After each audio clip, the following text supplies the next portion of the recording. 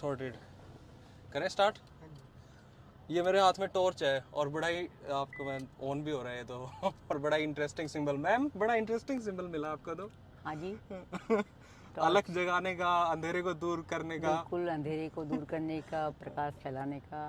तो ये कैसे मूड बना चुनाव लड़ने का अब की बार? बस अब क्या, मेरी हिसार की जनता ने मुझे कहा, हम्म। मेरे हिसार परिवार ने कि चुनाव लड़ना है। हम्म।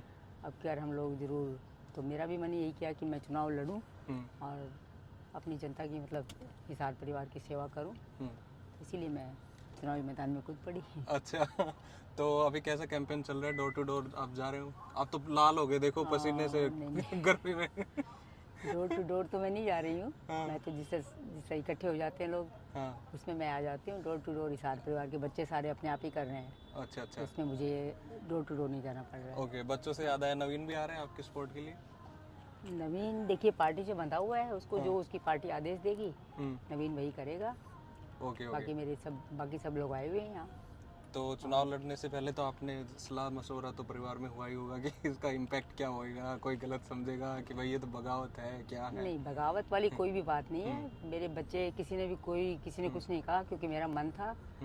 तो सब कोई को जिस तरह मैंने जो कहा वो किसी ने उसके बदले में कुछ भी नहीं कहा। ठीक है, जो मम्मी बोलती हैं ठीक है। ओके। तो ये बीजेपी या कांग्रेस ने आपकी बार आपको टिकट दी नहीं, आपने कोशिश नहीं की?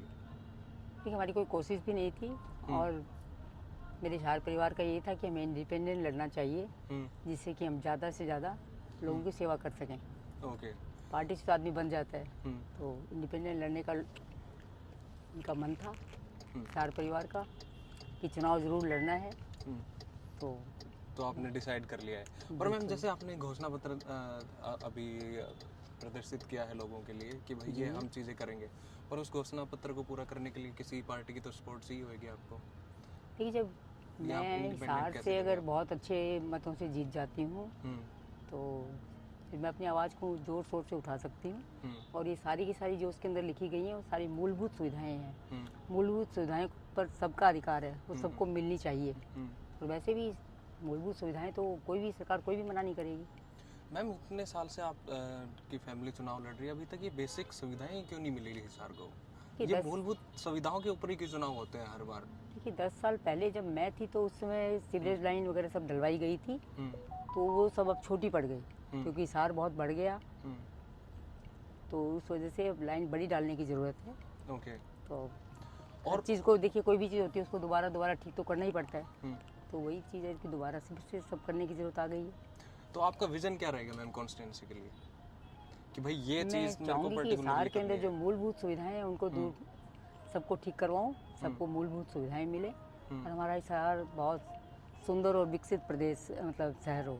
ओके मैम, चुनाव के बाद में अगर आप जीतते हैं तो आप बीजेपी के साथ जाएंगे या फिर जिसकी सरकार आएगी उसके साथ जाएंगे? लोग देखिए, अभी तक ऐसा कुछ भी ऐसी कोई भी बात नहीं है, ऐसा कुछ सोचा भी नहीं है। और बाकी जो फिर मेरे हिसार परिवार वाले कहेंगे और जो प्रभु इच्छा होगी वही होगा। अच्छा, आप प्रभु में मानते हैं? रिलीजियस हैं आप काफ़ी?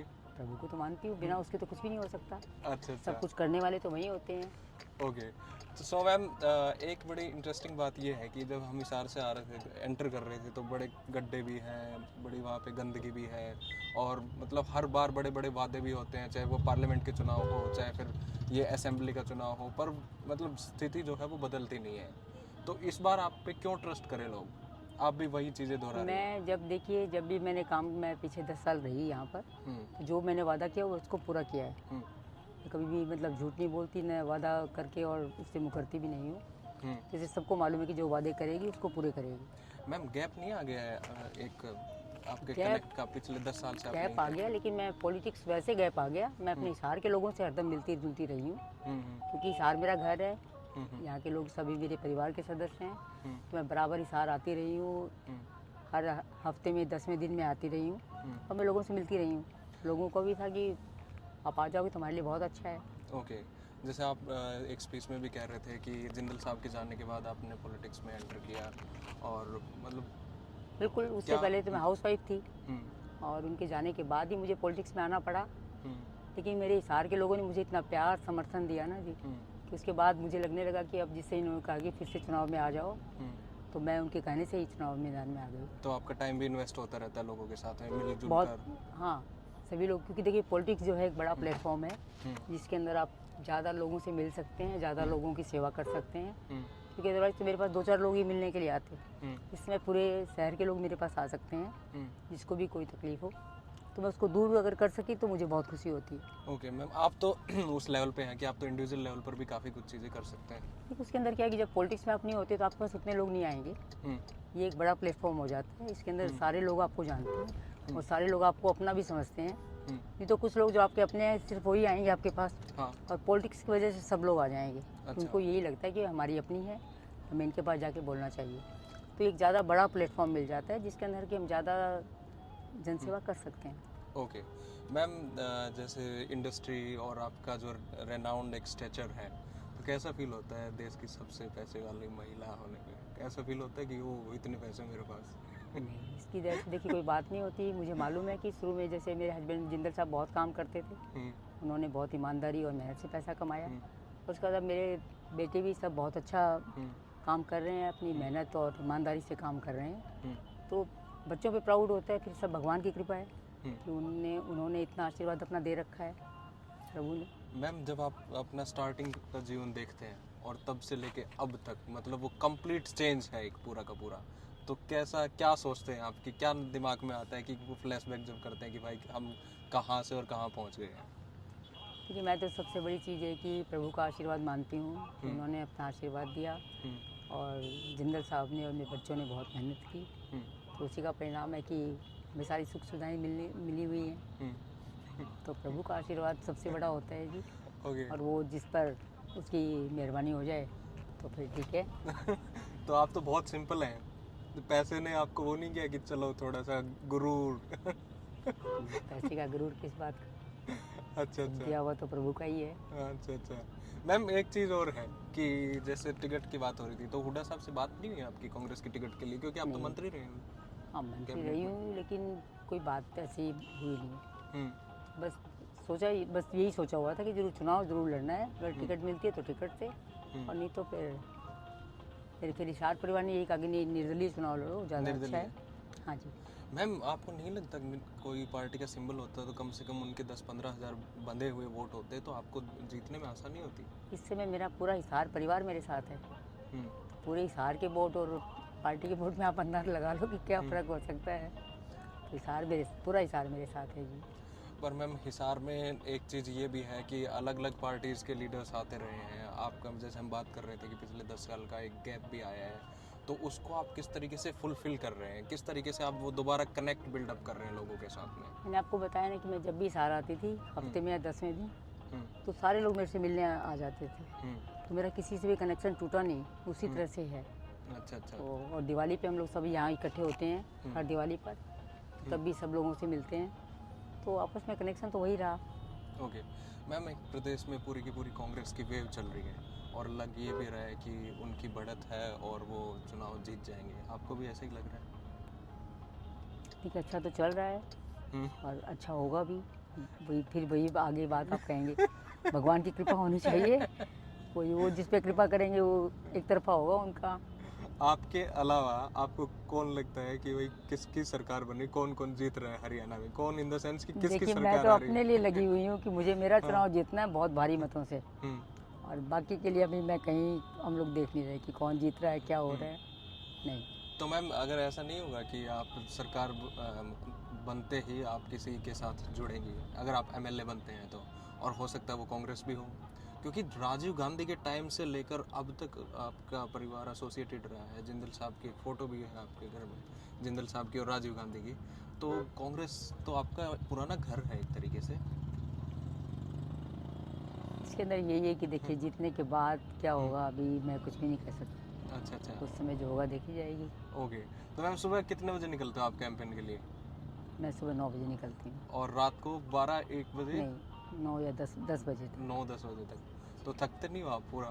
नहीं, बीच में देखिए मैंने आपको बताया कि हिसार मेरा परिवार है। अच्छा। जब अपने परिवार के लोगों से आप मिलते हो तो आपको खुशी मिलती है, उसमें थकान का कहीं कोई शब्द नहीं होता। अच्छा। आपको पैदल चलना पड़े, कुछ और करना पड़े तो शायद थकान होती होगी, या आप कहीं जाओ तो आपको मतलब रिस्पॉन्स ना मिले अच्छा, तब आपको खुशी नहीं होती। या मैं जाती हूँ तो सब एकदम मतलब प्यार से उमड़ के आते हैं, तो बहुत अच्छा लगता है। लगता है कि मैं अपने परिवार के बीच में आ गई, तो थकान सारी गायब हो जाती है। मैम इतना प्यार लोग आपसे करते हैं जब आप पहुंचते हो, जैसे आप बता रहे हैं, तो लोग कुछ शिकायत भी करते होंगे, कुछ इश्यूज भी बताते होंगे कि हमारे यो को नहीं, या यो करा दिए, तू बनेगी जब न्यू कर दिए तो वो और स्पेशली महिलाएं आपसे कनेक्ट करती है, तो वो क्या क्या इश्यूज बताती हैं इतनी ऐसी कोई बात नहीं है, क्योंकि उन लोगों को मालूम है हम्म, कि सभी को जैसे लगता है कि हमारी मूलभूत सुविधाएं ठीक होनी चाहिए, तो उसके लिए सब बोलती हैं, तो करती हैं कि मालूम है हमें कि आप आ जाओगे तो आके करवा दोगे। इतना उनको विश्वास भी है मेरे ऊपर। एक फेथ बिल्कुल जी, पूरा का पूरा है। बिल्कुल। आप मिस नहीं कर रहे आप अपने बेटे नवीन को चुनाव के लिए, या वो सिर्फ पर्दे के पीछे से मैनेज कर रहे हैं सब कुछ? नहीं, देखिए, मिस करती हूँ, हाँ, लेकिन यहाँ पर सारे मेरे हिसार के बेटे लगे हुए हैं, मेरा हाँ। बड़ा बेटा भी आया हुआ है, सब लोग लगे हुए हैं। तो मुझे सुबह से मैं जब निकल जाती हूँ तो रात को लेट पहुँचती हूँ, आके मैं अपना सो जाती हूँ, सुबह फिर निकल जाती हूँ। तो इतना नहीं, वो भी अपने काम में लगा हुआ होगा जरूर। हाँ, अब जैसे आपके ओपोनेंट हैं कमल गुप्ता जी हैं, और जो दूसरे कांग्रेस के उम्मीदवार हैं, वो सब ये कहते हैं कि वो तो बड़े लोग हैं, और वो तो एक राजघराना है, चुनावी राजघराना, वो तो लड़ते आए हैं, हम आपके पास के लोग हैं, तो ऐसी बातें भी होती हैं मैम। देखिए, बात करने को तो कोई कुछ भी बोल सकता है, लेकिन जितना पास की वो लोग बताते हैं उससे ज़्यादा पास की मैं सबकी हूँ, तो ऐसी कोई बात नहीं है। क्योंकि ये तो आप जनता के बीच में कितना जाते हैं, जनता आपको कितना प्यार करती है, उसके ऊपर डिपेंड करता है। तो क्या लग रहा है कितने मार्जिन से आप जीत जाओगे? अभी ऐसा तो मैंने कुछ नहीं सोचा, बस यही है कि चुनाव जीतना है बहुत भारी मतों से। आपको टक्कर किससे लग रही है, आपको बीजेपी या कांग्रेस या फिर किसी और से? मुझे टक्कर किसी से नहीं लग रही, फिर क्योंकि भी हम कोई लोग, तो रहेगा सेकंड पे। वो तो जब रिजल्ट आएगा तब आपको Naturally, पता हाँ। चलेगा, उसमें मैं भी कुछ नहीं कर सकती। हम लोग का यही है कि सब मिलके, मतलब मेरे साथ तो मेरे पूरे हिसार परिवार के लोग मिलके चुनाव लड़ रहे हैं, और मैं उनको बोलती भी हूँ कि चुनाव जो है मेरा नहीं, आप लोगों का चुनाव है, तो आप लोग चुनाव लड़िए, मैं तो सिर्फ अपना एक मत डाल दूंगी आपको। तो वो लोग लड़ रहे हैं चुनाव। मैम आपने जब स्टार्टिंग में आप हिसार पहुंचे 10-15 दिन पहले चुनाव लड़ने के लिए, तो आपने एक बात कही थी कि मैं जिंदल साहब के अधूरे जो काम रह गए थे उन कामों को पूरा करने के लिए। जिंदल साहब हिसार को बहुत साफ़ सुथरा और सुंदर देखना चाहते थे, तो वो फिर से वापस जिससे साफ़ सुथरा और सुंदर नहीं है, तो उसको मैं उन्हीं के सपनों को पूरा करने के लिए सबके बीच में हूँ, और सब लोग इसमें मेरा साथ दे रहे हैं। मैम जिंदल साहब की मेमोरीज हैं, और 2005 के बाद तो ज़िंदगी पूरी ही एक तरीके से आपकी चेंज हो गई है। हाँ जी, पहले तो मैं बिल्कुल हाउसवाइफ थी, घर में रहती थी, और उनके साथ कहीं जाना होता तो जाती थी, करती थी, वैसे कुछ नहीं करती थी। उनके बाद जाने के बाद मुझे पॉलिटिक्स में आना पड़ा, और वो भी मैं हिसार की जनता के लिए, उनके कहने पर ही, उन्होंने तब कहा था कि हम लोग साथ देंगे, आप आइए और मिलकर काम करेंगे। तब भी मेरा हिसार की जनता ने बहुत साथ दिया, और आज भी वो उसी तरह से साथ दे रहे हैं। Okay, so as a chairperson Jindal group के, आप मीटिंग्स वगैरह में आजकल इन्वॉल्व रहते हैं, या कि भाई नहीं, आजकल मैं कोई मीटिंग्स वगैरह में इन्वॉल्व नहीं हूँ। चुनाव से पहले तो आप?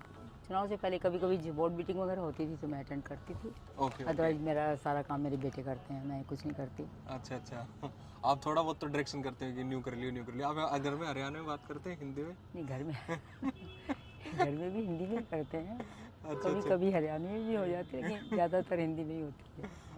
ओके, सो मैम ऑलमोस्ट हमारा इंटरव्यू खत्म होने पे आ रहा है। आप कुछ कहना चाहते हैं? आप टॉर्च का अपना जो मैं बता अपने सकते हैं। ये तो भारी बहुत है एक तो ये नहीं, टॉर्च। कोई बात ये आप वाले स्टील से तो नहीं बने आए थे जिंदल स्टील की बनी हुई लग रहा है मेरे को ये। जी, मैं अपने दर्शकों से यही कहना चाहूँगी हम्म, कि आने वाली 5 तारीख को ज़्यादा से ज़्यादा वोट कीजिए, और वोट सबको डालना चाहिए, वोट डालना हमारा अधिकार है।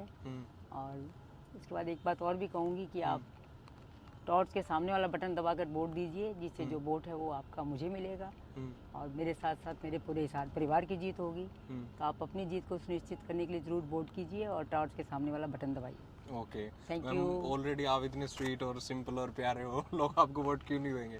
So thank you so much. ये हमारे साथ थे सावित्री जिंदल मैम, और हम आज हिसार में चिलपिल कर रहे थे इनके साथ। Okay, thank you so much. Thank you ji.